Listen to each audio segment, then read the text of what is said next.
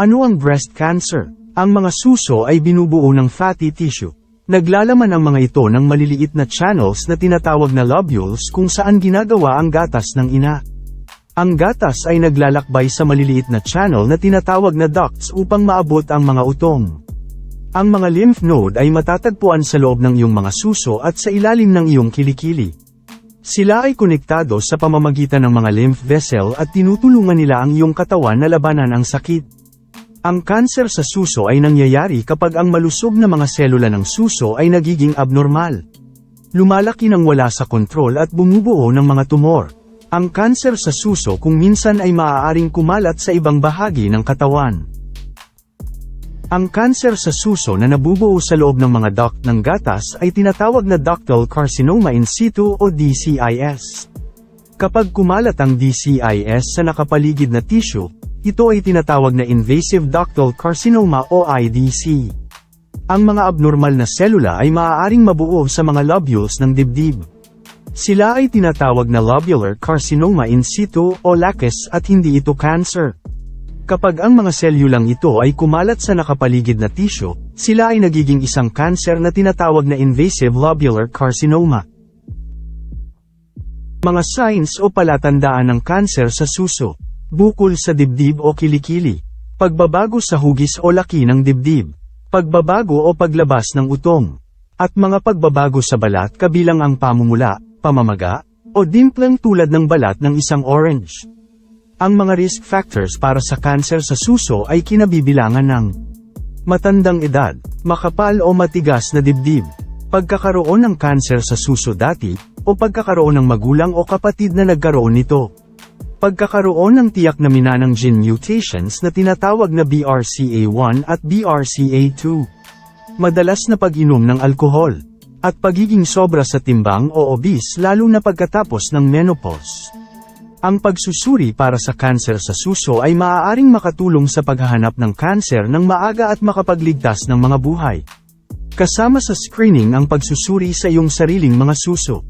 Pagkakaroon ng healthcare provider na susuri sa mga ito. At paggamit ng X-ray para sa suso na tinatawag na screening mammogram.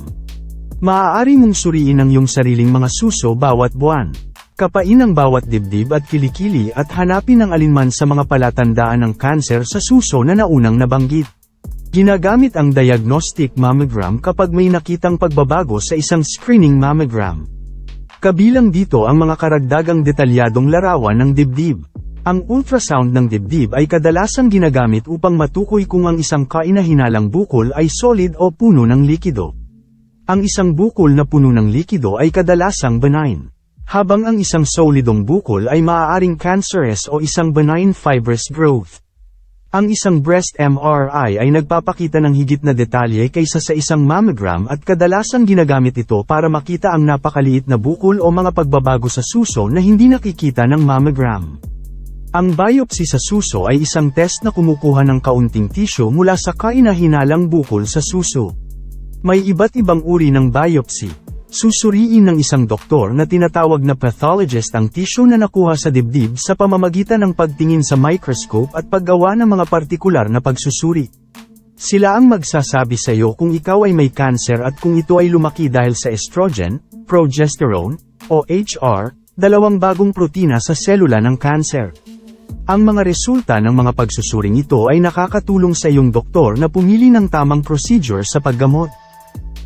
Kinaklasify ng mga doktor ang mga kanser sa suso batay sa kung paano sila kumikilos kabilang dito ang non-invasive o hindi sumasalakay.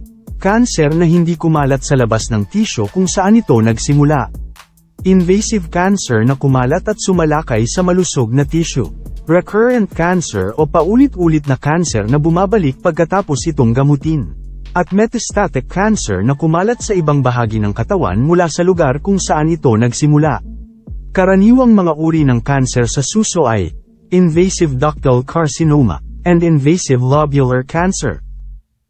Kabilang sa mga hindi pangkaraniwang uri ng cancer sa suso, inflammatory breast cancer, tubular breast cancer, colloid breast cancer, and metaplastic breast cancer. Ano ang triple negative breast cancer sa suso? Ang triple-negative breast cancer sa suso ay nangangahulugan na ang tumor ay walang estrogen, progesterone, o HR, dalawang bagong protein receptor sa ibabaw nito. Ang triple-negative breast cancer na sakit ay maaaring magkaroon ng isang mas masamang resulta, at ito ay nangangailangan ng agarang gamutan. Breast cancer staging ay tinitingnan sa laki at lokasyon ng cancer, at kung ito ay kumalat sa ibang bahagi ng iyong katawan. Ang mga kanser sa suso ay nasa grade 1 hanggang 3. Ang grade 1 ay normal at may malulusog na selula, samantalang ang grade 3 naman ang pinaka-agresibo. Kasama sa mga pangunahing paggamot ang surgery, radiation, chemotherapy, hormone therapy, targeted therapy, and combination treatments. Karaniwang mga uri ng operasyon para sa kanser sa suso. Lumpectomy, pag-alis ng tumor at pagkuha ng maliit na bahagi sa malusog at normal na tisyo sa paligid nito. Simple mastectomy, ang pagtanggal ng buong suso. Modified radical mastectomy, ang pagtanggal ng buong suso at mga lymph node sa kilikili. Prophylactic mastectomy, ang pagtanggal ng isa o parehong suso upang mabawasan ang panganib na magkaroon ng kanser sa suso. Mastectomy with reconstruction, ang pagtanggal ng suso o isang parte ng suso. Bukod dito, pwede din nilang repair ang suso. Sentinel lymph node biopsy, isang pamamaraan upang matukoy kung ang isa o higit pang mga lymph node ay naglalaman ng mga selula ng kanser. At axillary node dissection, isang operasyon upang alisin ang mga lymph node sa parte ng kilikili. Ang reconstructive surgery ay isang pamamaraan na ginagawa upang maibalik ang itsura ng dibdib pagkatapos ng mastectomy o pagtanggal ng malalaking tumor. Ang radiation therapy ay gumagamit ng radiation energy upang patayin ang mga selula ng kanser. Ito ay kadalasang inirerekomenda pagkatapos ng operasyon at chemotherapy. Ang chemotherapy ay ang paggamit ng mga gamot upang sirain ang mga selula ng kanser. Ito ay ibinibigay bilang isang IV o isang tableta. Ang chemotherapy ay maaaring gamitin upang paliitin ang isang tumor bago ang operasyon na tinatawag na neoadjuvant chemotherapy.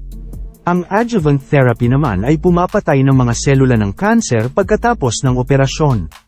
Ang pag-control ng metastatic cancer sa suso ay tinatawag na palliative chemotherapy. Ang metastatic na cancer sa suso ay cancer na kumakalat mula sa suso patungo sa ibang bahagi ng katawan.